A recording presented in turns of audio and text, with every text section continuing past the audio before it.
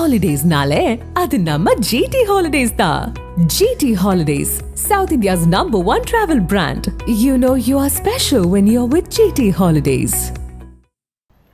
ஊரக வளர்ச்சித்துறை அமைச்சர் ஐ பெரியசாமியின் சொத்துக்கள் முதலீடு தொடர்பான ஆவணங்கள் பறிமுதல் செய்யப்பட்டுள்ளதாக அமலாக்கத்துறை தெரிவித்துள்ளது.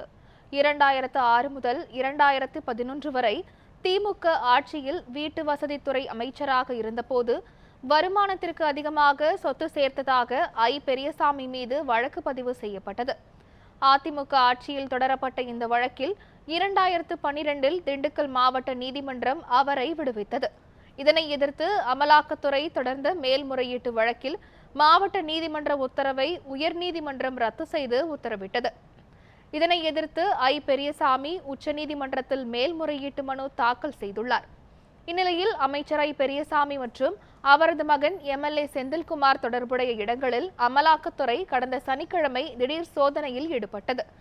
சோதனை நிறைவு பெற்றதை அடுத்து அமைச்சர் ஐ பெரியசாமியின் சொத்துக்கள் முதலீடு தொடர்பான ஆவணங்கள் பறிமுதல் செய்யப்பட்டுள்ளதாக அமலாக்கத்துறை தெரிவித்துள்ளது.